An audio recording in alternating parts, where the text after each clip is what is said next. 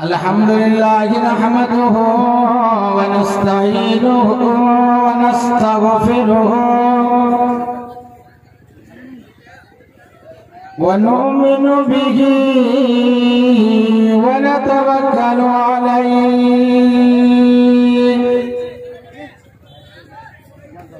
ونعوذ بالله من شرور أنفسنا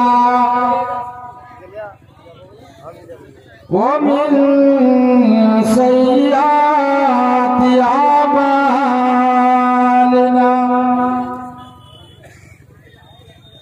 من يهده الله فلا مضل له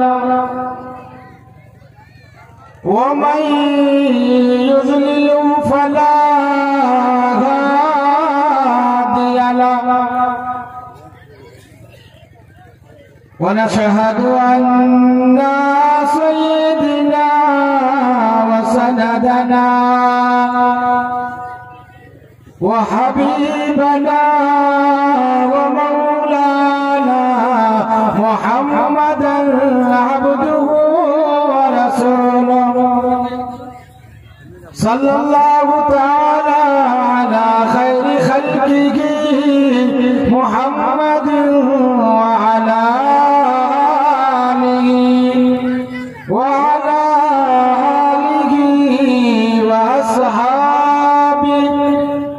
وبارك وسلم تسليما كثيرا كثيرا أما بعد فأعوذ بالله من الشيطان الرجيم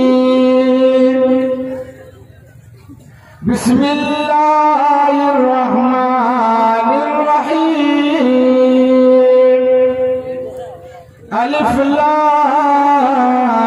لام ميم ذلك الكتاب لا ريب فيه هدى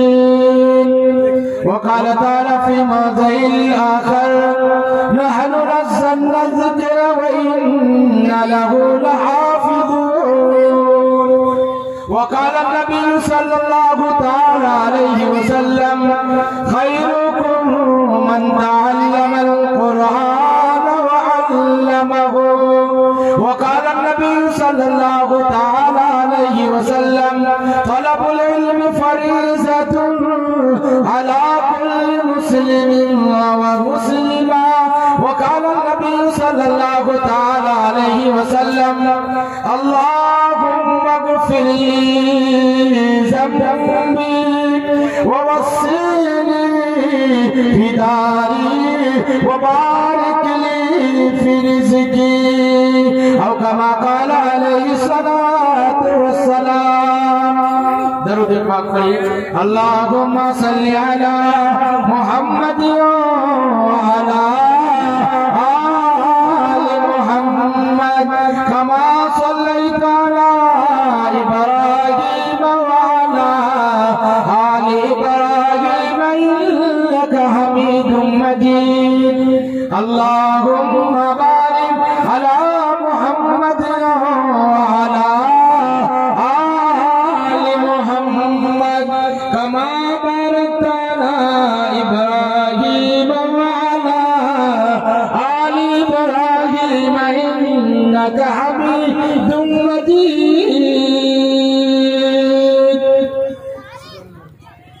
تعریف اس خدا کی تعریف اس خدا کی جس نے جہاں بنایا جس نے جہاں بنایا کیسی زمین بنائی کیسی زمین بنائی کیا آسماں بنایا کیا آسماں بنایا سورج بنا کے تو نے सूरज बना के तूने रौनक जहां को बख्शे, रौनक जहां को बख्शे। लगन वो ये हमारे, लगन वो ये हमारे अच्छा मकान बनाया, अच्छा मकान बनाया। तारीफ उस खुदा की, तारीफ उस खुदा की जिसने जहां बनाया, जिसने जहां बनाया। कैसी ज़मीं बनाई, कैसी ज़मीं बनाई, क्या सीमा बनाया, क्या सीमा बनाया। मेरे मोहतरम बुजुर्गों और दोस्तों, अजीज साथियों, पर्दा नशीन मेरी माँ और बहनों,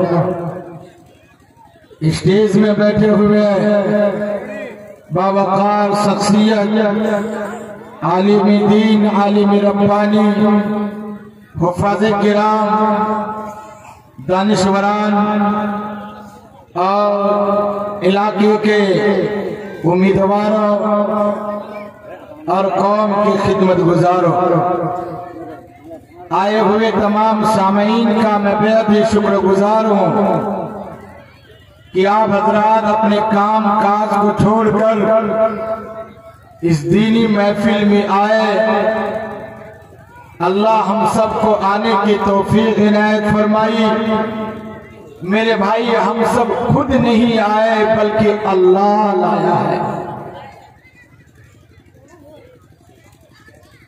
हम सब खुद नहीं बैठे बल्कि अल्लाह बैठाया है। हम खुद नहीं सुनते बल्कि अल्लाह सुनाने वाला है। इंसान एक पत्ता भी अल्लाह के हुक्म के बगैर नहीं हिला सकता, तो इंसान जलसे जुलूस में दीन की महफिल में कैसे आ सकता? ये अल्लाह का बहुत बड़ा फजल और करम हुआ कि अल्लाह ने हम सबको फैसल रसीदी जैसे तरन्नुम वाले आवाज को, अबरार दानिश साहब और हुसैन साहब की आवाजों को सुनने का अल्लाह ने तौफीक दी, बुलाया और सुन रहे हैं। अल्लाह इनके सुनाने को और हम सब के सुनने को कबूल फरमाए। मेरे भाई, मेरे बुजुर्गों, अल्लाह ये पूरी दुनिया को और पूरे इंसान को, ये सारी की सारी चीजों को जो पैदा किया, हर एक चीज के पैदा करने में कोई न कोई हिकमत जरूर है। ये इंसान इतने खूबसूरत अल्लाह ने बनाया और बेहतरीन शक्ल में बनाया, क्योंकि इस इंसान को रब कायनात सारी मखलूक से अफजल करना था।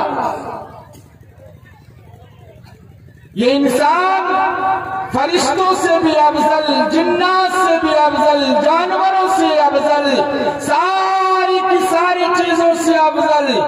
जब ये इंसान को अल्लाह ने अफजल बनाया तो सिर्फ यूं ही अफजल नहीं बनाया, बल्कि इसके अंदर इल्म का मादा डाला, ताकि इस इल्म की रोशनी से तमाम चीजों पे फौकियत हासिल कर ले।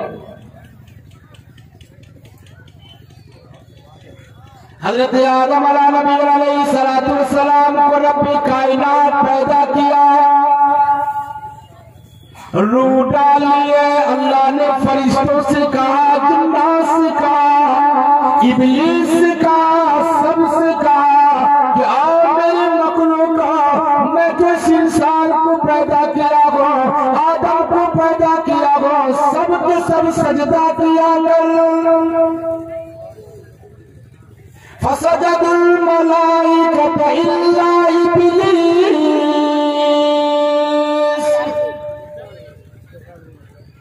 تمام کے تمام فرشتے سجدہ کر لیے مگر ابلیس نے سجدہ نہیں کیا، اور ابلیس اتنا مغرور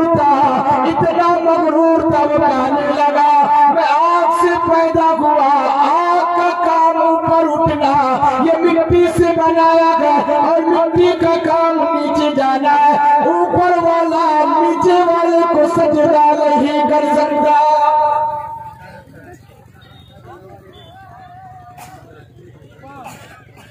اللہ تعالیٰ حضرت آدم علیہ نبی علیہ السلام کا اتنے علم دیا، تمام چیزوں کا علم دیا، فرشتوں کو بھی دیا، مگر فرشتے بھول گئے۔ حضرت آدم علیہ نبی علیہ السلام تمام چیزوں کو گنوا دیا۔ رب کائنات نے کہا اور فرشتے کی جماعت سن لو، آج تاریخ سے یہ آدم تیرے استاد ہوں گے، اور استاد کا مقام اونچا ہوا کرتا، طالب علم کا مقام نیچے۔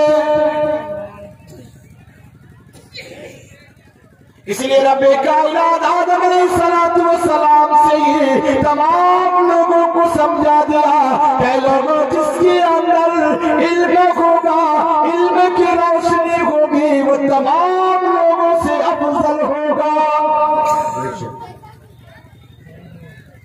جناب محمد رسول اللہ صلی اللہ علیہ وسلم کی بعثت ہوتی ہے۔ آپ علیہ السلام کو 40 سال میں نبوت کا اظہار کیا جاتا ہے، اور غار ثور میں، غار حرا میں رب کائنات جناب محمد رسول اللہ صلی اللہ علیہ وسلم کے اوپر معجزہ نازل کرتا، قرآن کریم نازل کرتا۔ بسم اللہ الرحمن الرحیم، اقرأ بسم ربک الذی خلق، خلق الانسان من علق، اقرأ وربک اکرم الذی علم بالقلم، علم الانسان ما لم یعلم۔ پروردگار اس مسلمان کو بتانا چاہتا ہے، اپنے مومنین بندہ کو بتانا چاہتا ہے، اور یہ تمام شعور انسان کو بتانا چاہتا ہے، اور لوگوں اگر تم کامیابی چاہتے ہو، اور اگر تم روشنی چاہتے ہو، اور اگر تم بہترین زندگی گزارنا چاہتے ہو، تو تم کو علم حاصل کرنا پڑے گا۔ جناب محمد رسول اللہ صلی اللہ تعالی علیہ وسلم نے فرمایا طلب العلم فریضۃ علی کل مسلم و مسلمہ، علم کا طلب کرنا ہر مسلمان مرد اور ہر مسلمان عورت پر فرض ہے۔ اس لیے علم کا سیکھنا ضروری ہے، کتابوں کو پڑھنا ضروری ہے۔ ہاں، ڈاکٹر اپنے علم کا مفاد بیان کرتا ہے، انجینئر اپنے فن کا اظہار کرتا ہے، پروفیسر اپنے علم کے بارے میں لوگوں کو جانکاری دیتا ہے، اور یہ عالم علماء بھی قرآن کریم سکھانے کے بارے میں ترغیب دیتا ہے۔ حالانکہ رب کائنات قرآن کریم کے اندر ارشاد فرماتا قل هل يستوي الذين يعلمون والذين لا يعلمون،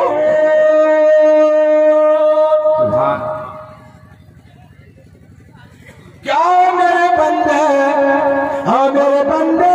علم والا بے علم والا یہ دونوں برابر نہیں ہو سکتے؟ پڑھے لکھے لوگ اور ان پڑھ یہ دونوں برابر نہیں ہو سکتے۔ اس لیے رب کائنات جتنی انبیاء نبی علیہ السلام کو مبعوث فرمایا، اور جتنے نبی آئے 1,24,000 کا مبعوث انبیاء نبی علیہ السلام مبعوث ہوئے، سب کو سب سے پہلے رب کائنات علم کی دولت سے مالا مال فرمایا کہ جس گاؤں کے اندر مکتب ہوگا یا مدارس ہوگا یا مدرسے ہوں گے، 1000 سال تک اس بستی والے کو کوئی دوسرا آدمی گمراہ نہیں کر سکتا۔ 1000 سال تک کوئی دوسرا آدمی اس گاؤں والے کو گمراہ نہیں کر سکتا جس گاؤں کے اندر مدرسہ ہو۔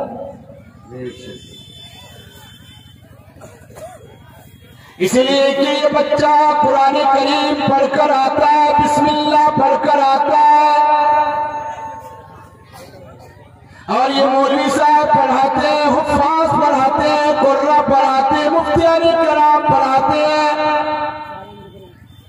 بچہ سویرے اٹھ کر مدرسہ پہنچتا ہے، کلمہ پڑھتا ہے، بسم اللہ الرحمن الرحیم پڑھتا ہے۔ میں شروع کرتا ہوں اس پروردگار کے نام سے جو پالنہار ہے، میں شروع کرتا ہوں اس پروردگار کے نام سے جو بہت بڑا مہربان ہے، میں شروع کرتا ہوں اس پروردگار کے نام سے جو بہت بڑا کریم ہے، میں شروع کرتا ہوں اس پروردگار کے نام سے جو بہت ہی مغفرت کرنے والا ہے، میں شروع کرتا ہوں اس پروردگار کے نام سے جو گناہوں کو چھپانے والا ستار ہے۔ یہی بچہ جب اسکول جاتا ہے یا پھر کسی کانوینٹ میں جاتا ہے تو ٹیچر پڑھاتا ہے کیا سیٹی کیٹ میں نے بلی، ڈیوجی ڈاگ میں نے کتا، ارے ڈیلائٹ میں نے چوہا۔ یعنی یہ بچہ ہمیشہ یہ پڑھتا رہتا ہے ڈیوجی ڈاگ میں نے کتا، سیٹی کیٹ میں نے بلی۔ ابھی زبان سادی ہے، اس کے اوپر کچھ لکھی ہوئی نہیں ہے اور اس میں کوئی چیز ابھی لکھی نہیں گئی ہے۔ ان کے زبان میں سب سے پہلے کتے کا الفاظ آتا ہے اور ان کی زبان میں سب سے پہلے بلی کے الفاظ آتے ہیں، چوہے کے الفاظ آتے ہیں، یعنی ہمیشہ یہ کتا اور بلی کرتا رہتا ہے۔ اور لوگوں، ایک بچہ جو حافظ قرآن ہو جائے، قرآن کریم کا پڑھنے والا ہو جائے، اور اگر اس کے سامنے اس کا باپ انتقال ہو جائے، باپ مر جائے، یہ بیٹا بیٹھ کر سورہ یاسین کی تلاوت کرتا اور یہ بیٹا کلمہ پڑھ کر دیتا ہے، یہ بیٹا بسم اللہ الرحمن الرحیم پڑھ کر دیتا ہے۔ اور اگر دوسرا بیٹا اسی جگہ اسکول پڑھا ہوا ہے اور کانوینٹ پڑھا ہوا ہے، انگریزی دان ہے، اور لوگوں سینے میں ہاتھ رکھ کر گواہی دو اور سینے میں ہاتھ رکھ کر بولا کہ آپ نے اس کے لیے لاکھوں روپے خرچ کر دیا، لاکھوں روپے گوا دیا اور لاکھوں روپے پانی کی طرح بہا دیا۔ آج یہ سرہانے کے پاس بیٹھا ہوا نہ بسم اللہ جانتا ہے، نہ الحمدللہ جانتا ہے، نہ کلمہ جانتا ہے، نہ سبحان اللہ جانتا ہے۔ اور لوگوں، دل میں ہاتھ رکھو، وہ بیٹا کیا پڑھ کے دے گا؟ وہ بیٹا ہر وقت پڑھے گا کتا بلی، کتا بلی، کتا بلی۔ یعنی میں شروع کرتا ہوں کتا اور بلی کے نام سے جو میو میو کرنے والا اور بھوکنے والا۔ اس لیے اے لوگوں، اگر آج آپ اپنی اولاد کو اسکول پڑھاتے ہیں، مدرسے میں نہیں داخل کی، مدرسہ نہیں بھیجے، اور اگر وہ قرآن کریم کی تعلیم نہیں پایا اور قرآن کریم نہیں سیکھا اور قرآن کریم کو یاد نہیں کیا، وہ مکمل انگریزی دان ہوا کرتا ہے۔ ہاں، اگر آپ نے قرآن کریم پڑھا کر کے اسکول بھیج دیا اور اگر آپ نے دینی کتاب کو پڑھا کر اس کو انجینئر بنا دیا، ڈاکٹر بنا دیا، کوئی حرج کی بات نہیں۔ آپ نے اگر اسے دینی کتاب پڑھا کر پروفیسر بنا دیا، کوئی حرج کی بات نہیں۔ اگر آپ نے قرآن کریم نہیں پڑھایا اور اس کو دینی کتاب نہیں پڑھایا، کوئی کتاب نہیں پڑھایا، آپ نے انگریزی پڑھایا، اسی لیے سڑکوں میں کھڑے ہو کر چاہے وہ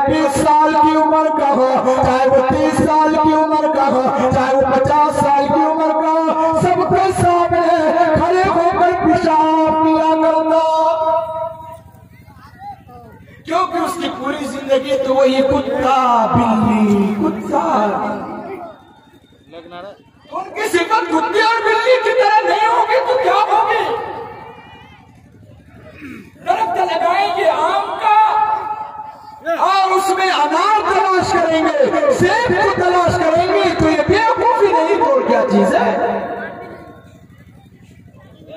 اس لیے فرمایا رب کائنات کے حبیب جناب محمد رسول اللہ صلی اللہ تعالی علیہ وسلم نے طلب العلم فریضۃ علی کل مسلم و مسلمہ کا علم کا طلب کرنا ہر مسلمان مرد کے اوپر فرض ہے اور ہر عورت کے اوپر فرض ہے۔ کون سا علم؟ جو ہی انسان بالغ ہوتا ہے اور جو ہی انسان اسلام کا مکلف ہوتا ہے اس کو سب سے پہلے نماز کی فرضیت ہوا کرتی ہے۔ وقت ہو گیا ہے، اب یہ نماز کا وقت ہے۔ یہ نماز کیسے پڑھے گا، کس طرح پڑھے گا، کیسے وضو کرے گا اور کیسے یہ کیسے غسل کرے گا اور کیسے فرائض ادا کرے گا، کون سی چیز کرے گا کہ یہ نماز پڑھ سکتا ہے۔ اس لیے اللہ کے نبی نے فرمایا کہ لوگوں تم سب سے پہلے دینی کتاب پڑھا کرو تاکہ بلوغیت کے بعد سب سے پہلے تم اللہ کے احکام کو صحیح ادا کرنے والے بن جاؤ۔ فَاغْسِلُوا وُجُوهَكُمْ وَأَيْدِيَكُمْ إِلَى الْمَرَافِقِ وَامْسَحُوا بِرُؤُوسِكُمْ وَأَرْجُلَكُمْ إِلَى الْكَعْبَيْنِ۔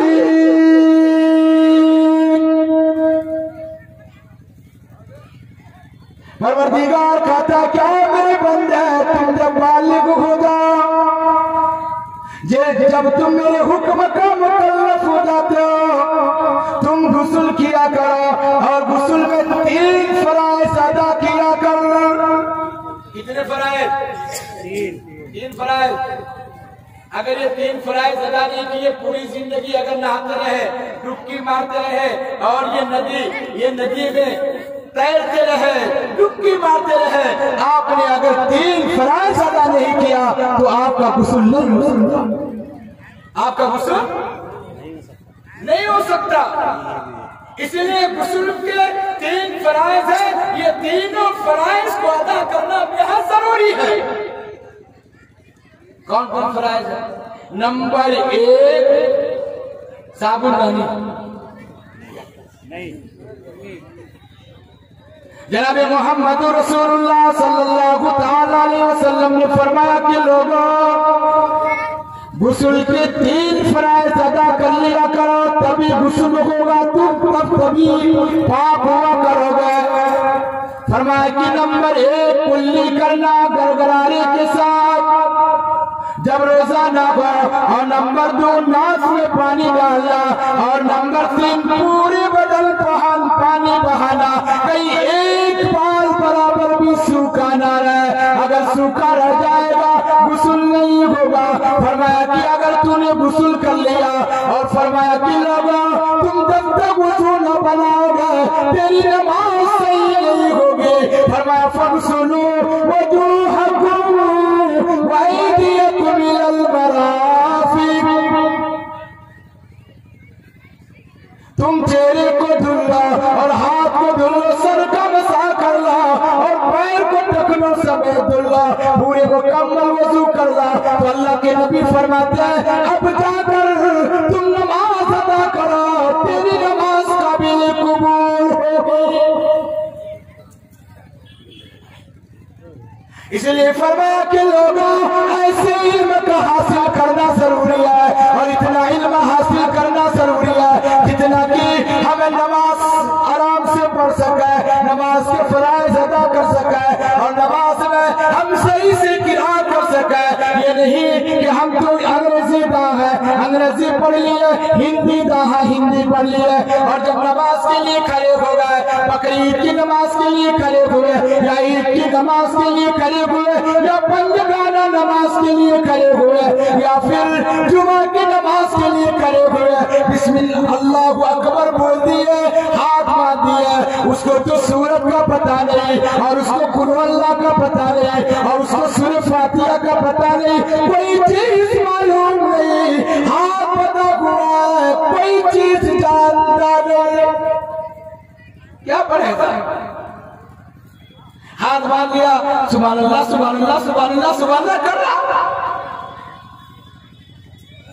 رکوع میں جاتا وہی سبحان اللہ اور سجدے میں جاتا وہی سبحان اللہ، کھڑے ہوتا دوسری رکعت میں وہی سبحان اللہ، اور لوگوں یاد رکھو قرات کرنا فرض ہے، قرآن کریم کا پڑھنا فرض ہے، اس لیے اللہ کے نبی نے فرمایا طلب العلم فریضۃ علی کل مسلم، علم کا طلب کرنا یعنی قرآن کریم کا پڑھنا فرض ہے۔ اس لئے جناب محمد رسول اللہ صلی اللہ علیہ وسلم کے اوپر میں جو سب سے پہلی وحی آئی، جو سب سے پہلی وحی آئی وہ قرآن مقدس سے آئی، اور پڑھنے کے بارے میں فرمایا کہ لوگوں تم پڑھا کرا اور میرے نبی تم پڑھا کرا، اسی لیے یہ کتاب قرآن کریم ہے، اس کا معنی خوب پڑھنا۔ اللہ تعالیٰ قرآن کریم کے اندر ایک آیت نازل فرمائی الف لام میم، یہ جو ہی حروف مقطعات نازل کی گئی، یہ کتاب جو ہی نازل کی گئی اور ایسے مجمع میں نازل ہوئے جبکہ چھوٹی چھوٹی لڑکیاں بڑے بڑے مجلس کو کھلبلی مچا دیا کرتی تھی، اور ایسے وقت میں رب کائنات اعلان کرتا ہے الف لام میم ذالک الکتاب لا ریب فیہ،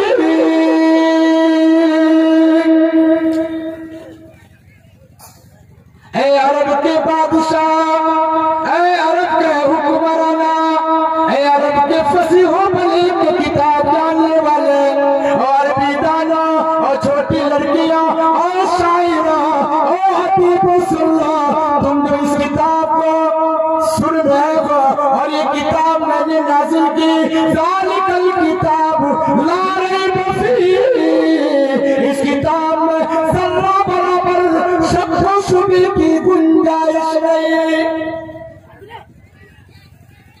ہدی للمتقین، پروردگار فرماتا ہے یہ قرآن ہدایت ہے، یہ قرآن متقیوں کے لیے ہے، یہ قرآن پرہیزگاروں کے لیے ہے، جو آدمی قرآن کریم کی تلاوت کرے گا اگر ایک حرف پڑھے گا اس کے نام اعمال میں اللہ تعالیٰ 10 نیکیاں لکھ دے گا۔ کتنی نیکیاں لکھے گا؟ 10۔ الف لام میم پڑھے گا، ایک روایت کے مطابق 30 نیکی ملے گی، ایک روایت کے مطابق 90 نیکیاں ملیں گی، صرف ایک الف لام میم پڑھنے کی وجہ سے، ایک الف لام میم پڑھنے کی وجہ سے اللہ تعالیٰ ہمارے نام اعمال میں 90 نیکیاں لکھے گا۔ اس لیے فرمایا کہ لوگوں قرآن کریم کا پڑھنا بھی عبادت ہے، قرآن کریم کا سننا بھی عبادت ہے، اور قرآن کریم کو دیکھنا بھی عبادت ہے۔ اگر انسان قرآن کریم پڑھتا ہے اس پر بھی رحمتوں کا نزول ہوتا، قرآن کریم سنتا ہے رحمتوں کا نزول ہوا کرتا، اور قرآن کریم دیکھتا ہے اس پر بھی رحمتوں کا نزول ہوا کرتا۔ اگر انسان کو پڑھنا نہیں آتا وہ سننے کا کام کرے، اور اگر وہ سن بھی نہیں سکتا ہے تو پھر اگر پڑھنا نہیں جانتا ہے تو قرآن کریم کے اوپر میں ہاتھ رکھ کر کے ایک ہے یہ بھی اللہ کا کلام ہے، یہ بھی اللہ کا کلام ہے۔ ایک شرابی شراب پی کر کے جھوم رہا تھا، ایک شرابی شراب پی کر کے جھومتے جھومتے راستے میں چلتے چلتے جا رہا ہے، دیکھا کہ راستے کے اندر میں ایک قرآن کریم کے لکھے ہوئے پرچے گرے ہوئے، قرآن کریم کے لکھے ہوئے پرچے گرے ہوئے تھے، وہ شرابی جھومتا ہوا اور اس پرچے کو اٹھاتا ہے اور اس کو دھلتا ہے اور اس میں عطر ملتا ہے، عطر کر کے تاق پہ سجا دیتا، تاق پہ سجا دیتا۔ وہ شرابی کا آخر وقت ہوتا ہے، ملک الموت آتا ہے، اس کی روح لے کر چلا جاتا ہے، کیونکہ سب کو مرنا ہے، کوئی جینے نہیں آیا۔ 1,24,000 کا مویش انبیاء نبی علیہ السلام تشریف لائے، وہ بھی دنیا سے چلے گئے۔ انبیاء جب نہیں رہے، صحابہ نہیں رہے، تابعین نہیں رہے، تابعین نہیں رہے، تو کوئی دنیا میں رہنے والا نہیں ہے۔ رب کائنات اعلان کرتا ہے کل من علیہا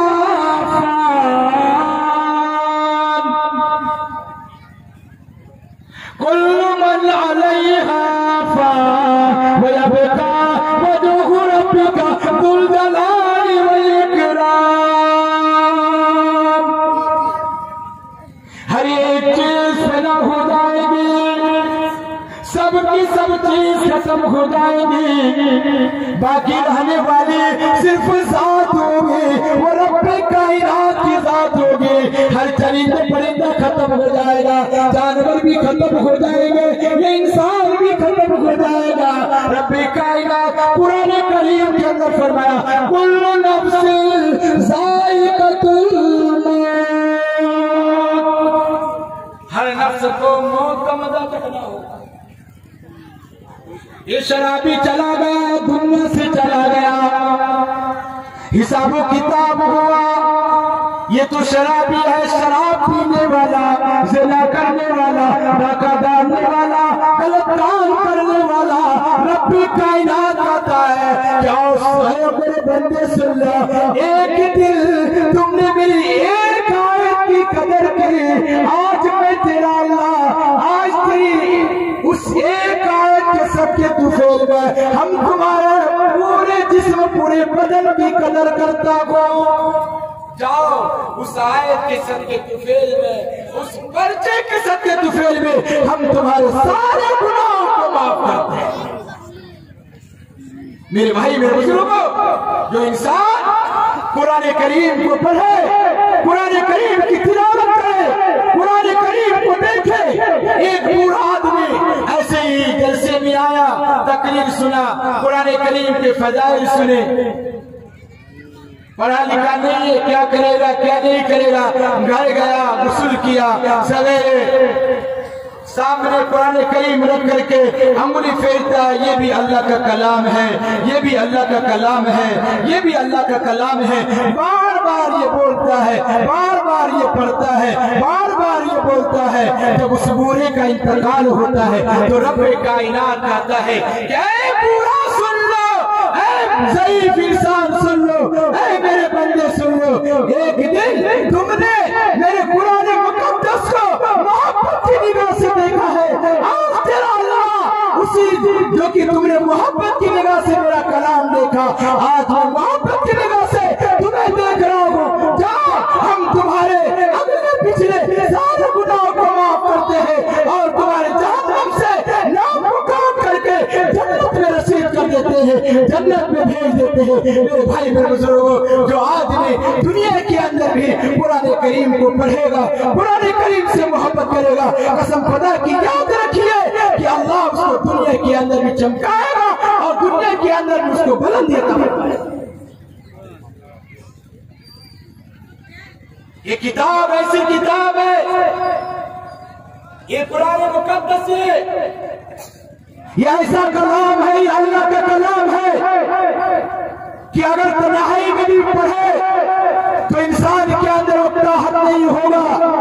یہ کتاب اتنی شیریں ہے، یہ کتاب اتنی مٹھاس ہے کہ ایک مرتبہ نہیں بلکہ دن بھر کے اندر، دن بھر میں عشاء میں 17 بار اور عشاء میں 17 بار اور فجر میں 4 بار، یہ ظہر میں 12 بار اور عصر میں 8 بار اور یہ مغرب میں 7 بار بھی سورہ فاتحہ پڑھتا ہے اور پوری زندگی پڑھتا ہے، مگر آج تک کسی کی زبان میں یہ بات نعوذ باللہ نہیں آئی کہ میں اتنے مرتبہ سورہ فاتحہ پڑھا اور میں پھر دوبارہ پڑھنے کا جی نہیں چاہتا۔ نعوذ باللہ۔ میرے بھائی میرے بزرگوں، اتنے بار پڑھنے کے باوجود بھی ہر انسان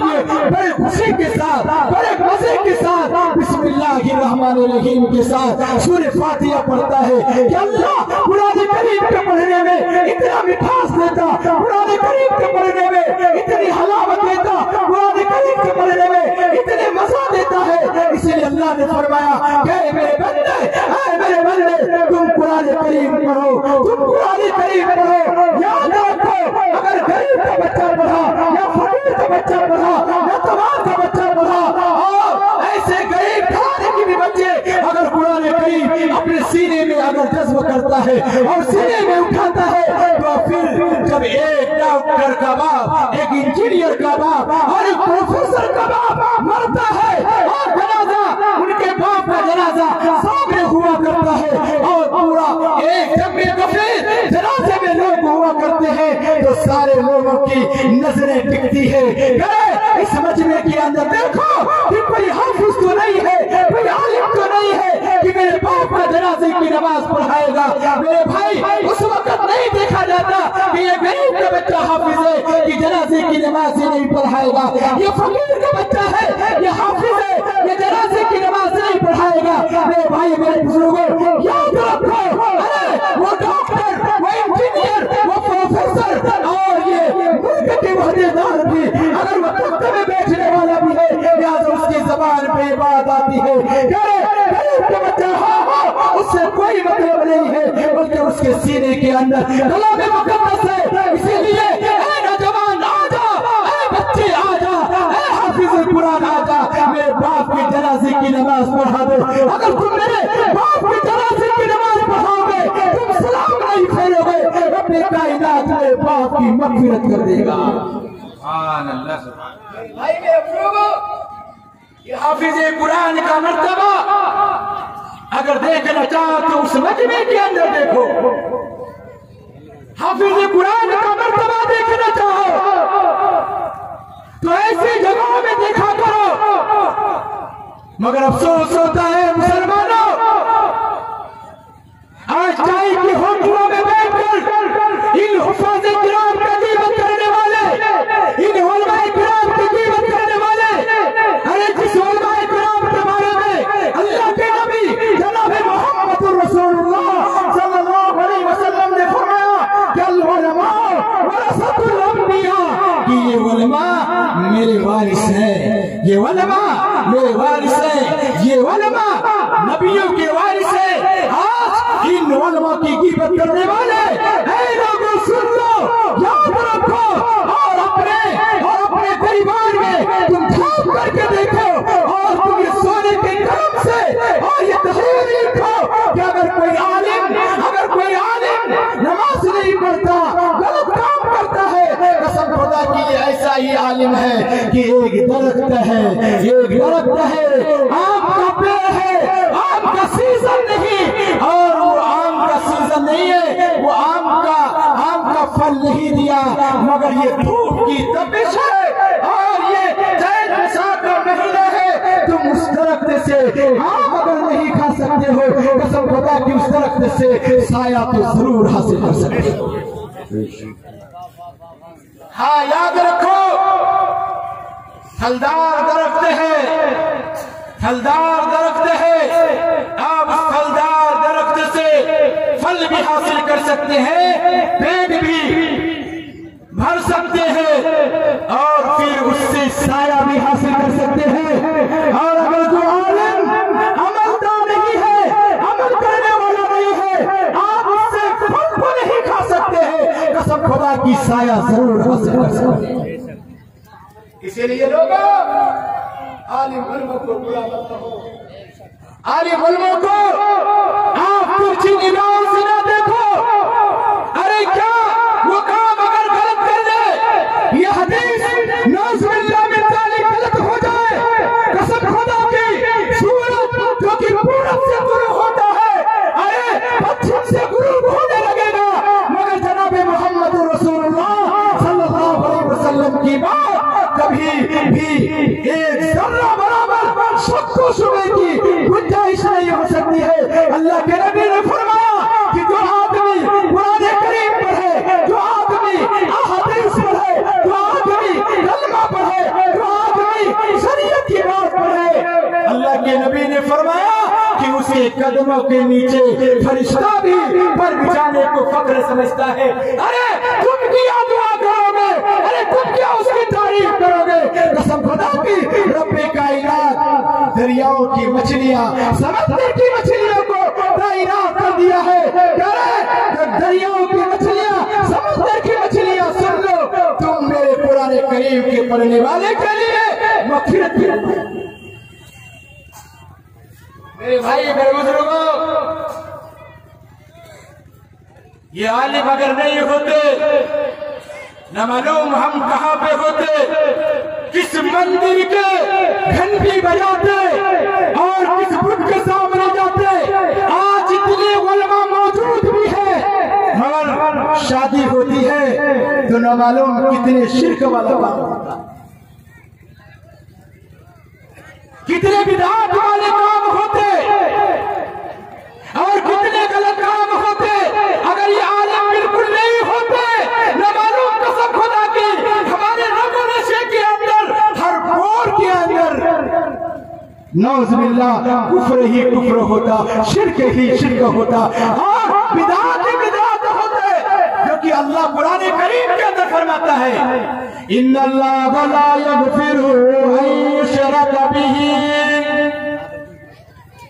پانی ہے ان اللہ لا یغفر ان یشرک بہ ویغفر ما دون ذلک لمن یشاء. اور میرے بندے ہم تمہارے سارے گناہوں کو معاف کر دیں گے مگر شرک کو معاف نہیں کر سکتے. اس لیے اے لوگوں, آج محرم میں شرک والا کام ہوتا ہے, بدعات والے کام ہوتے ہیں, اور یہ گھوڑے کو پوجتے ہیں, بندر کو پوجتے ہیں, یہ ساری کی ساری چیزوں کو پوجتے ہیں. اور شادی بیاہ میں اور یہ نکاح میں جو کتنی اہم سنت ادا کیے جاتے ہیں, جو کہ یہ قاضی صاحب بھی پڑھتا ہے اور تمام کے تمام لوگ پڑھتے ہیں. قرآن کریم کے اندر رب کائنات ہوتا ہے یا ایھا الذین آمنوا اتقوا اللہ حق تقاتہ ولا تموتن الا وانتم مسلمون.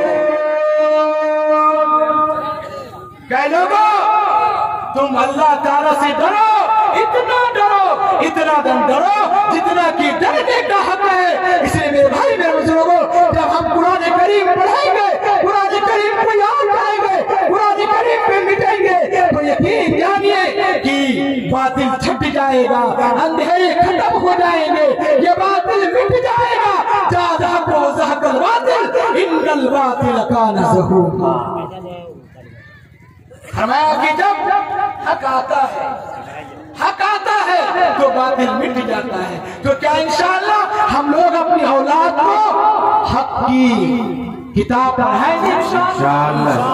جتنے لوگ پڑھائے رہا دکھایا دیکھے, یہ نعمان اختر چند منٹ کے لیے آیا ہے, اصل تو بڑے بڑے اکابرین کی بات ہونی ہے. یہ چھوٹے قد کا اور یہ ننھا آپ کے سامنے ہے, مگر بڑے اکابرین آئیں گے. میرے بھائی میرے بزرگوں, میں یہ پیغام دینا چاہتا ہوں کہ اپنے بچے کو قرآن کریم ضرور پڑھائیں. یہ قرآن کریم صرف دنیا کے اندر ہی عزت نہیں دے گی بلکہ قبر میں بھی عزت دے گی. جب انسان مرے گا کتاب پڑھ کر کے مرے گا, یہ قرآن کریم پڑھ کر کے مرے گا. ان کے اپنے بچے کو قرآن کریم پڑھاتے پڑھاتے دنیا سے جائے گا تو یہ قبر میں جو ہی منکر نکیر آئے گا, سوال و جواب کرے گا, سوال و جواب کرے گا. اسی لیے کسی شاعر نے کہا کہ ہوگی قبر اندھیری, ہوگی قبر اندھیری, گھبرائے گا وہاں تو, گھبرائے گا وہاں تو, کسی کو پکارے گا تو, کسی کو پکارے گا تو, جب تیرا بیان ہوگا, جب تیرا بیان ہوگا. دنیا کے اے مسافر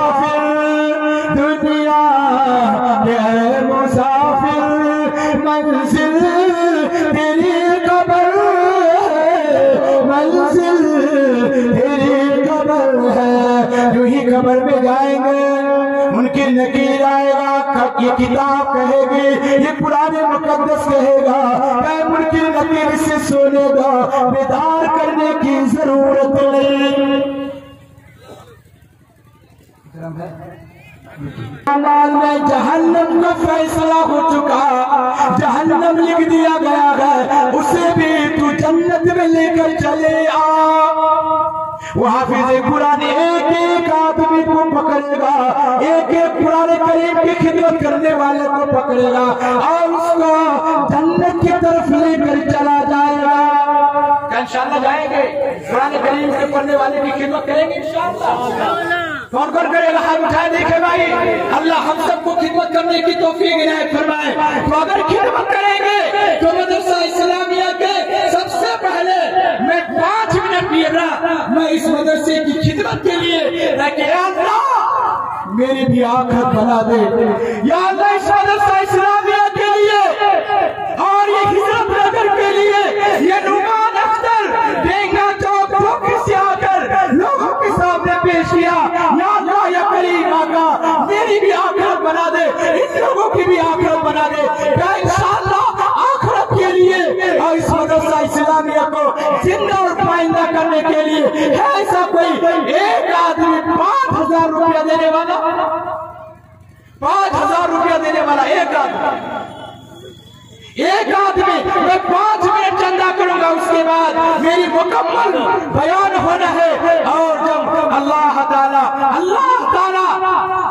تمام حافظ قرآن کو عرش کے سائے ملے گا اور ان کے باپ بولے گا, ان کے خدمت گزار بولے گا, اس کے خدمت کرنے والے بولے گا, اور لے کر جب وہ اللہ کے نبی صلی اللہ علیہ وسلم جنت میں لے جانے کے لیے حکم دے گا, اللہ کے نبی صلی اللہ علیہ وسلم جنت میں لے کے چلیں گے, جب چلیں گے تو دیکھے گا کہ دروازہ بند ہے, تو اللہ تعالیٰ کہے گا کہ میرے بندے اور میرے نبی محمد رسول اللہ صلی اللہ علیہ وسلم اپنے امتی کو بتا دو, سمجھا دو, آگاہ کر دو, وہی آدمی جنت میں جائے گا جو آدمی جنت کے بغیر دونوں نہر سے کام کر لے گا. رب کائنات جنت کے باہر 2 نہر بنایا گیا, دونوں طرف بنایا گیا. جب ایک آدمی جب جنت میں جائے گا رب کائنات کہے گا اور محمد رسول اللہ اپنی امت کو کہہ دو کہ ایک نہر سے پانی پی لے گا. کیا پی لے گا؟ پانی. ایک نہر سے پانی پیے گا. اب جب وہ نہر سے پانی پیے گا تو کیا ہوگا معلوم ہے؟ کیا ہوگا معلوم ہے؟ بھائی سنیں گے انشاءاللہ. تو ایک آدمی پہلے 5000 روپیہ تو دے, پہلے ایک آدمی اس مدرسہ اسلامیہ ہجرت نگر کے لیے 5000 روپیہ کی تو خدمت کرے. ایسا کوئی آدمی اپنے باپ کے ایصال ثواب کے لیے کوئی مکھیا کا امیدوار, آپ اپنے الیکشن میں لاکھوں روپے خرچ کرنے والے ہیں, کئی لاکھ روپیہ خرچ کرنے والے ہیں, آج یہ مدرسہ اسلامیہ کے لیے خدمت کر لے. یہ نعمان اختر یہ دعا کرے گا, سب کے سب آمین کہیں گے, قسم خدا کی ارے یہ دعا عرش پہ جا کر رکے گی. رب کائنات اس دعا کو قبول کرے گا انشاءاللہ. ایسا کوئی ایک آدمی مدرسہ اسلامیہ کے لیے 5000 روپے کا خرچ کرنے والا اپنے باپ کے نام پر یا اپنے کامیابی کے نام پر, ایسا کوئی مکھیا یا ایسا کوئی امیدوار, ایسا کوئی ممبر یا سمیتی یا سرپنچ یا زمیندار, ایسا کوئی بہادر اور سکی آدمی 5000 روپیہ دینے والا ہے اس مجمع کے اندر. اس مجمع کے اندر بولو بھائی, ایک آدمی جو کہ اتنے 1000 روپے خرچ کریں گے, آج یہ 5000 روپے میں ہو سکے کہ آپ کے دل کی دنیا انشاءاللہ. ایسا کوئی ایک آدمی مکھیا ہو یا مکھیا کا امیدوار ہو, یہ نعمان اختر آپ کے لیے دعا کرے گا, سارے لوگ اندر ایسا کوئی اپنے باپ کا چہیتا پیارا یا اپنے کامیابی کے لیے 5000 روپیہ خرچ کرنے والا ہے اس مجمع کے اندر؟ اس مجمع کے اندر یا منچ کے اندر اسٹیج کے اندر دائیں اور بائیں کوئی ایک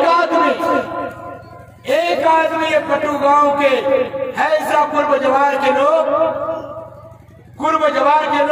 5000 روپیہ دینے والا 5000 روپیہ دینے والا اس مجمع کے اندر؟ ارے اس باپ کے نام پر دے دو جو باپ اس دنیا سے چلا گیا، قبر میں چلا گیا، وہ قبر میں کارا ہوگا۔ وہ میرے لگتے جگر تو دے دے، میری قبر میں روشنی ہو جائے گی اور اللہ تعالیٰ میرے لیے جنت سے ہواؤں کا انتظام کر دے گا۔ ہے بھائی ایک آدمی اس مجمع کے اندر 5000 سے پہلے کوئی ایک آدمی 2000 روپے دینے والا 5000 بھی دے گا انشاءاللہ، ایک آدمی ضرور کوئی 5000 روپے دے گا، مگر ایسا کوئی ایک آدمی 2000 روپے دینے والا اس مجمع کے اندر ہے بھائی۔ میں 5 منٹ میں چندے کا اعلان کروں گا، اس کے بعد مجھے تقریر کرنی انشاءاللہ۔ سنیں گے بھائی؟ تقریر سنیں گے انشاءاللہ؟ ہے بھائی کوئی ایک آدمی 2000 روپے دینے والا 2000 روپے دینے والا اس مجمع کے اندر مدرسہ اسلامیہ کو زندہ اور پائندہ کرنے والا، اس ادارے کو اور اوپر تک چڑھانے والا، بلندی کرنے والا۔ جتنے بچے بھی قرآن کریم پڑھے گا، دینی کتاب پڑھیں گے، ہم تو دنیا سے چلے جائیں گے، سب کی سب دنیا سے چلے جائیں گے۔ یہ بچہ قرآن کریم پڑھے گا، دین کی کتاب پڑھے گا، قبر میں چلے جائیں گے، مگر ثواب ملتا رہے گا اور یہ تار جڑتا رہے گا اور وہ ثواب پہنچتا رہے گا۔ ایسا کوئی ایک آدمی اس ادارے کے لیے 2000 روپیہ دینے والا ہے اس مجمع کے اندر؟ اس مجمع کے اندر ہے بھائی ایک آدمی کوئی 2000 روپیہ دینے والا 2000 روپیہ دینے والا اس مجمع کے اندر کوئی ایک آدمی 2000 روپیہ دینے والا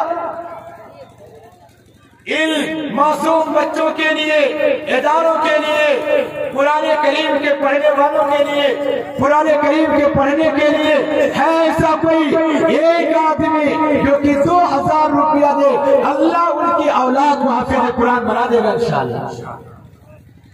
ہے بھائی اس مجمع کے اندر اپنے باپ کے نام پر یا اپنے دادا کے نام پر اور اپنے مرحومین کے نام پر 2000 روپیہ دینے والا ہے اس مجمع کے اندر جو آدمی قرآن کریم کی خدمت کے لیے دے گا، قرآن کریم کے پڑھنے کے لیے دے گا، قسم خدا کی اللہ ان کی اولاد کو حافظ قرآن عالم دین بنا دے گا۔ ہے بھائی اس مجمع کے اندر ایک آدمی 2000 روپیہ دینے والا، ایک آدمی 2000 روپیہ دکھانے والا دینے والا اس مجمع کے اندر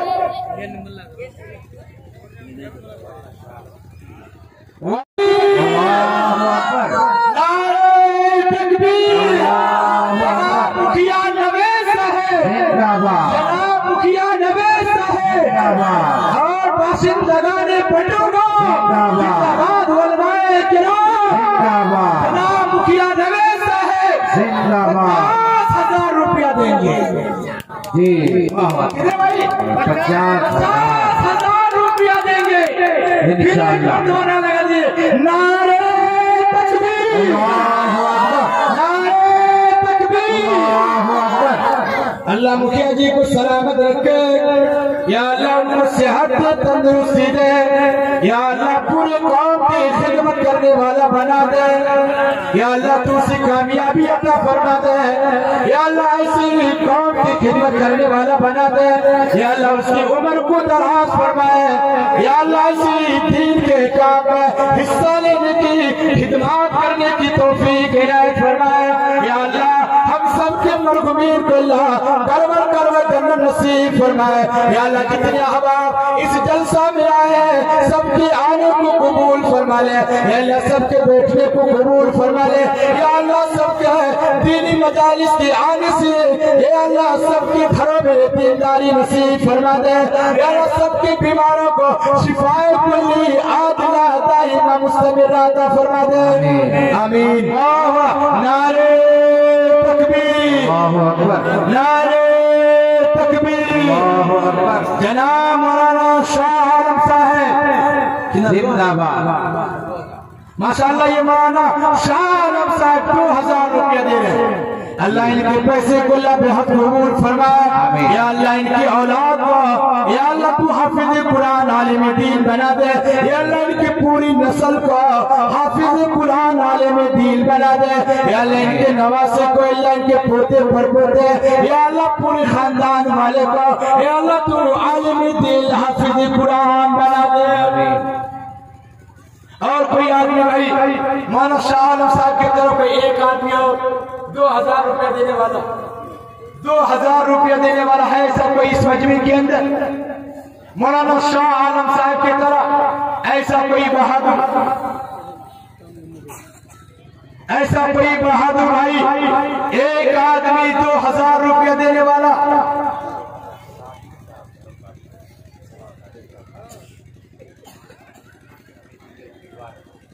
जल्दी बोलिए। जनाब मौलाना सादिक साहब समिति के उम्मीदवार है 5000 रुपया दे रहे हैं। अल्हम्दुलिल्लाह। नारे तकबीर, नारे तकबीर।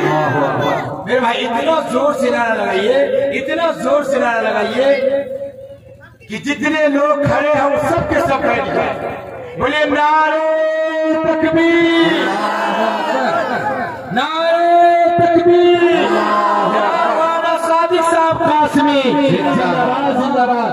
ये 5000 रुपया दे रहे अल्लाह ताला इसके पैसे को अल्लाह बेहद कबूल फरमाए। अल्लाह दीन दुनी तरक्की अता फरमाए। या अल्लाह तुझसे कामयाबी अता फरमाए।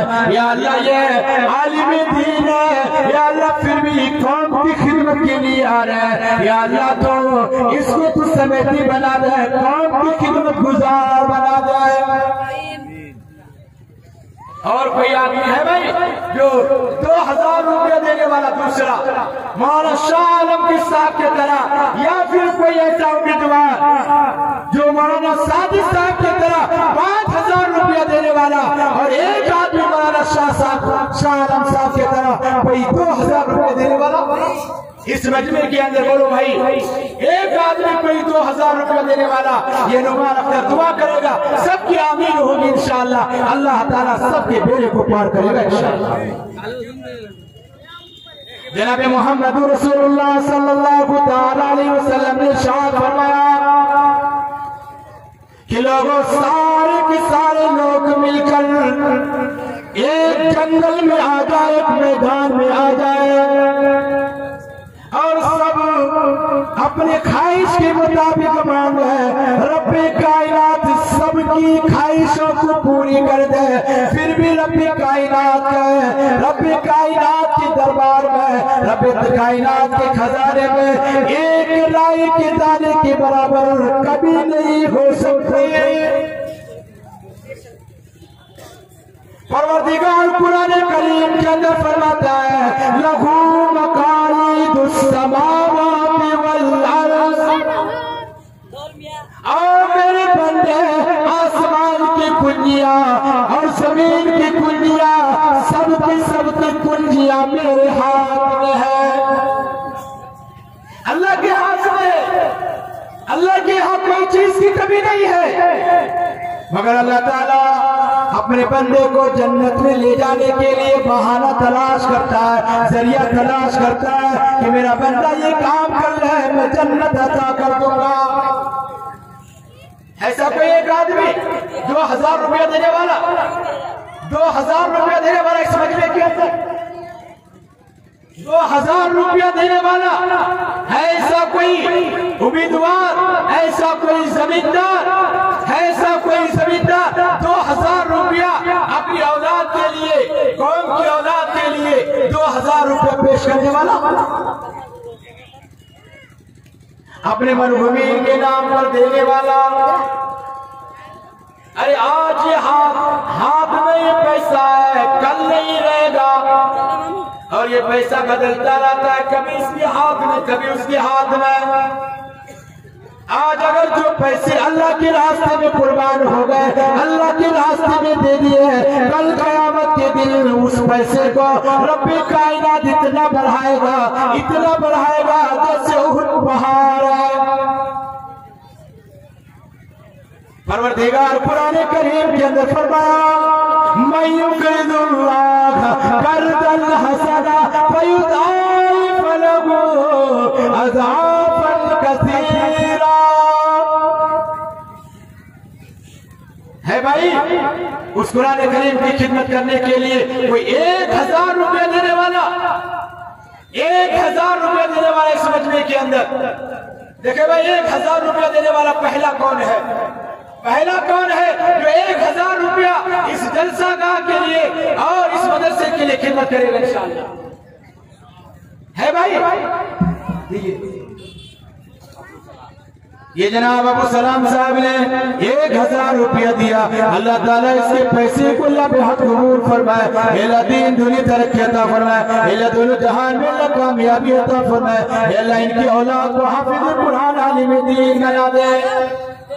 آپ لوگ آمین نہیں کرتے سے بولیے آمین. آمین. اور کوئی دوسرا آدمی بولو بھائی، دوسرا آدمی 10 آدمی آ جائے بھائی، 1000 روپیہ والا. دوسرا آدمی کوئی دیکھا، دوسرا آدمی 1000 روپیہ دینے والا، دوسرا آدمی 1000 روپیہ دینے والا. یہ 1000 روپیہ ایک آدمی نے دیا، دوسرے آدمی کوئی 1000 روپیہ دینے والا ہے اس مجمع کے اندر. اس مجمع کے اندر کوئی دوسرا بولو بھائی، کوئی دوسرا 1000 روپیہ دینے والا. اس مجمع کے اندر کوئی دوسرا 1000 روپیہ دینے والا اپنے باپ کے نام پر، اپنے ماں کے نام پر. ارے وہ ماں جو کہ 9 مہینہ پیٹ میں رکھا اور 2 سال تک دودھ پلائی، وہ ماں اس دنیا سے چلی گئی. ارے آرام کے خاطر پوری زندگی گوا دی، اور وہ ماں قبر میں ہے. ماں کہہ رہی ہے کہ اے میرے لگتے جگر، تو 1000 روپیہ دے دے مجھے آرام مل جائے گا. اس ماں کے نام پر ہے بھائی کوئی دوسرا آدمی 1000 روپیہ دینے والا. اس ماں کے نام پر 1000 روپیہ دینے والا ہے ایسا کوئی ایک آدمی، کوئی دوسرا 1000 روپیہ دینے والا ہے اس مجمع کے اندر. اس مجمع کے اندر، اس قرب و جوار کے اندر 1000 روپیہ دینے والا اپنے پورے ماں کی شفا کے لیے 1000 روپیہ قربان کرنے والا، 1000 روپیہ دینے والا.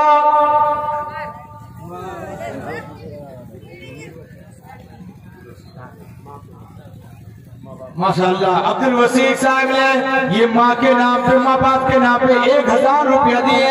آپ کا نام؟ سبھی احمد صاحب نے 1000 روپیہ دیا. اللہ اس کے پیسے کو اللہ بے حق قبول فرما لے. اے اللہ دین دنیا ترقی عطا فرمائے. اے اللہ ان کے مکان میں، دکان میں، کھیت کھلیان میں برکت عطا فرمائے. آمین. اور کوئی بولو بھائی، اور کوئی 1000 روپیہ دینے والا اس مجمع کے اندر؟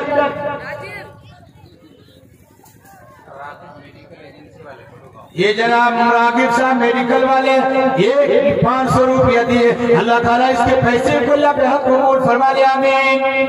10 آدمی 1000 روپیہ دے، اور 10 آدمی کم سے کم راغب صاحب کی طرح کوئی 500 روپیہ دینے والا، 500 روپیہ دینے والا. اور ایک آدمی 1000 روپیہ، 2000 روپیہ ضرور دے.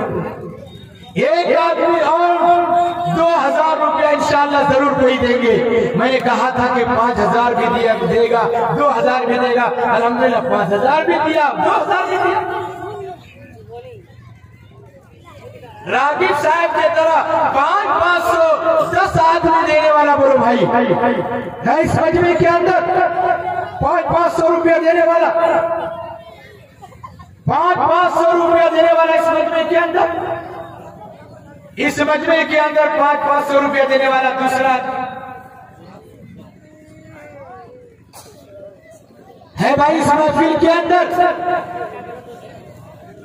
ہے محفل کے اندر کوئی قرآن کریم کی خدمت کرنے والے؟ ارے یہ قرآن کریم پڑھنے والے، قرآن کریم کے پڑھانے والے جب جنت میں جائے گا، رب کائنات اس قرآن کریم کے پڑھنے والے کو کہے گا کیا قرآن کریم کے پڑھنے والے ہے، تم قرآن کریم پڑھتا جا، جنت کے بالا کھانے میں چڑھتا جا۔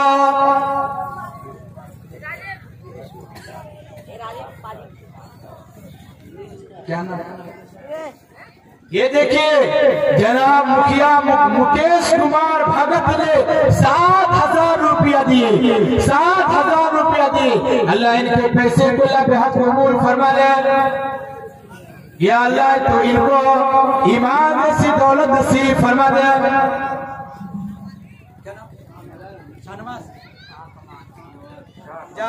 جناب شاہ کمال صاحب نے 500 روپیہ دیا، اللہ تعالیٰ اس کو شاہ کمال جیسا بنا دے۔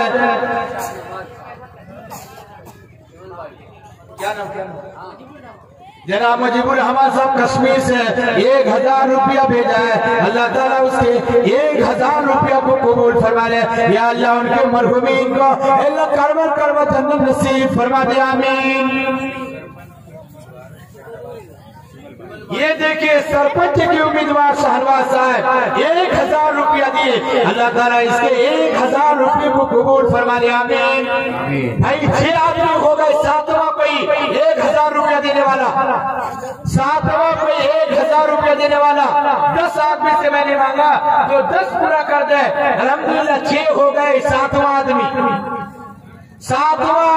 1,000 روپیہ دینے والا ہے اس مجمع کے اندر کوئی امیدوار ممبر کا، سمیتی کا، سرپنچ کا، مکھیا کا؟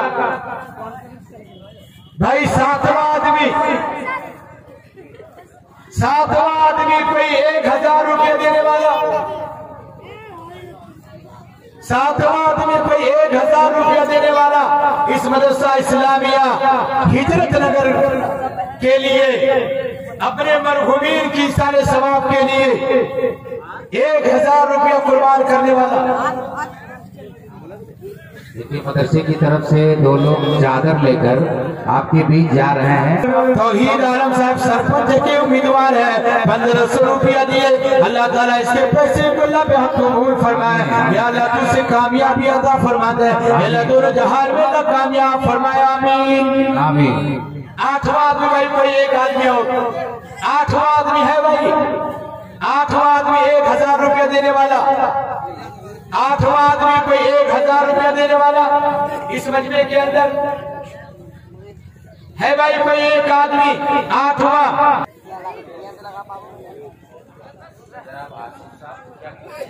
یہ جناب مکھیا کے امیدوار آصف صاحب، نعرہ تکبیر، نعرہ تکبیر، جناب آصف صاحب زندہ باد، زندہ باد۔ یہ دیکھیں سارے 7,000 روپیہ دیے، کتنے؟ 7,500 روپیہ دیے، مکھیا کے امیدوار ہے، یا اللہ ان کو تو کامیابی عطا فرما دے، یا اللہ دونوں جہان میں اللہ کامیاب فرما دے، یا اللہ تو اس کو کام کی خدمت کرنے والا بنا دے، آمین ثم آمین، یا اللہ ان کے مرحومین کو اللہ کربر کربر جنت نصیب فرما دے، یا اللہ ان کی بیماروں کو شفا کلی عاجلہ دائمہ مستمرات فرمائے۔ مرحوم فلسری بیگم کے نام پہ یہ 500 روپیہ دی، اللہ ان کے پیسے کو اللہ بے حد قبول فرمائے، آمین۔ ہے بھائی کوئی اور 9واں آدمی بھائی، 9واں آدمی 1,000 روپیہ دینے والا، 9واں آدمی کوئی 1,000 روپیہ دینے والا ہے اس مجمع کے اندر؟ ہے ایسا کوئی زمیندار سخی آدمی، زمیندار کوئی سخی آدمی 9واں آدمی 1,000 5,000 2,000 10,000 20,000 روپیہ دینے والا 9واں آدمی ہے؟ ایسا کوئی امیدوار कोई समिति का, मेंबर का, सरपंच का आज ये नुमान अख्तर दुआ करेगा, सब के सब आमीन कहेंगे। न मालूम कि समझने के अंदर कौन ऐसा आदमी है। ये समिति के उम्मीदवार, समिति के उहदा के उम्मीदवार जहीरुल इकबाल ने 500 रुपया दिया है। अल्लाह ताला इसके पैसे को लबेहात कबूल फरमाए, दीन दुनी तरक्की अता फरमाए, आमीन सुम्मा आमीन। है भाई कोई नौवा आदमी,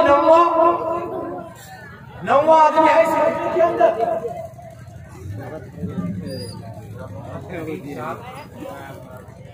ये जनाब हनीफ साहब पटुगांव के 500 रुपया दिया। अल्लाह ताला इसके पैसे को लबेहात कबूल फरमा ले, दीन दुनी तरक्की अता फरमाए, आमीन। और भाई इस मजमे के अंदर और कोई आदमी, इस मजमे के अंदर कोई और आदमी, नौवा आदमी जो कि 1000 रुपया देने वाला हो, 1000 रुपया देने वाला हो, नौवा है इस मजमे के अंदर। उस्ताद शोरा जनाब हिसामुद्दीन वाहिद भारती साहब अगर हमारी आवाज सुन रहे हो तो जल्द स्टेज पर तशरीफ लाएं।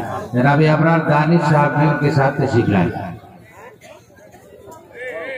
है भाई इस मजमे के अंदर और कोई? मेरे भाई याद रखिए, बीच में जो जगह खाली है पीछे के लोग सिमट कर आगे आ जाएं भाई, जमकर बैठ जाएं। हजरत मौलाना तशरीफ ला चुके हैं। तो मैं ये कह रहा था कि अल्लाह ताला जन्नत के अंदर जब जाने का हुक्म देगा तो कहेगा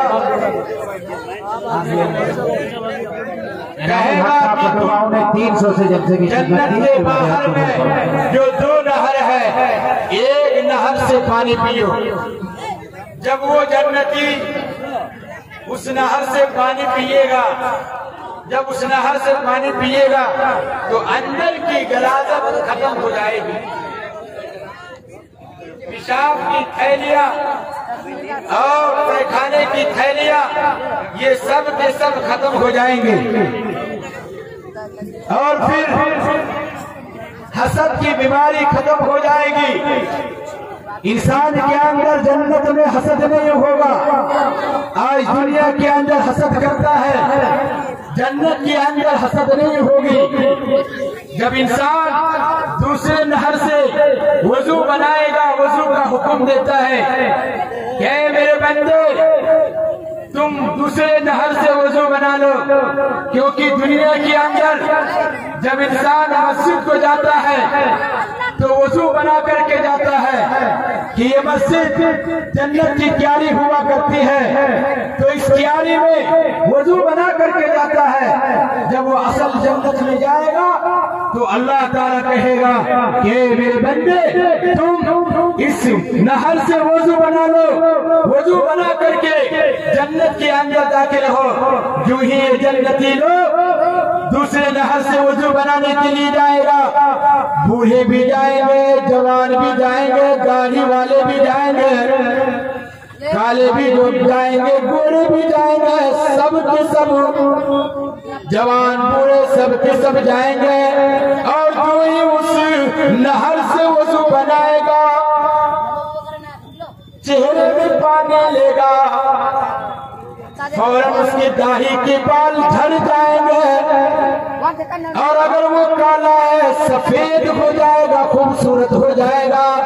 मदनी करीम जनाब मोहम्मद रसूलुल्लाह सल्लल्लाहु तआला अलैहि वसल्लम ने इरशाद फरमाया, जन्नत में जितने लोग जाएंगे खूबसूरत जाया करेंगे, और ये जन्नती आदमी अगर चाहे मर्द हो चाहे वो औरत हो, जन्नती हूर से ज्यादा खूबसूरत होंगे। जन्नती हूर का आलम ये होगा। मदनी करीम जनाब मोहम्मद रसूलुल्लाह सल्लल्लाहु तआला अलैहि वसल्लम ने इरशाद फरमाया, आओ मेरी प्यारी उम्मतिया सुल्ला, अरे जन्नत के अंदर जो हूर मिलेंगे इतनी खूबसूरत हुआ करेगी, इतनी खूबसूरत हुआ करेगी कि अगर उसको 70 जोड़े पहना दिए जाए फिर भी उसके बदन दिखाई पड़ेगा। فرمایا کہ اے لوگوں اگر تو اپنی آنکھ کو بچا کر چلے گئے ہاتھ کو بچا کر چلے گئے ایسی حور ملے گی اگر وہ حور دوپٹے کو اگر دنیا میں لٹکا دے اور لوگ دوپٹے کے کونے کو لٹکا دے اس کی روشنی اتنی ہوگی کہ سورج کی روشنی پھیکی پڑ جائے گی کیا نہ خوبصورت ہو رب کائنات قرآن کریم کے اندر فرماتا ہے دنیا والا نہیں کوئی دنیا دار نہیں بلکہ اللہ کہتا ہے حور مقصورات فی الخیام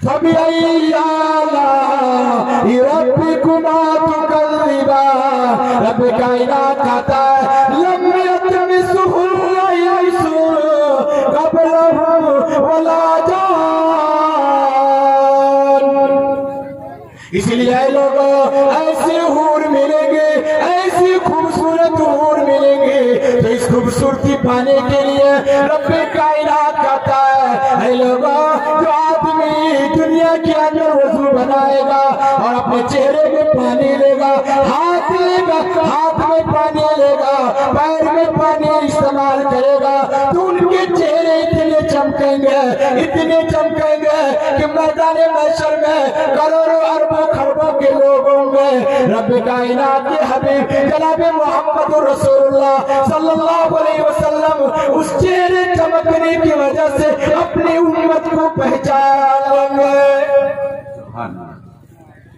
رب کائنات اعلان کرتا ہے وَلَا تَكِنُوا وَلَا تَحْزَنُوا وَأَنْتُمُ الْأَعْلَوْنَ إِن كُنتُم مُّؤْمِنِينَ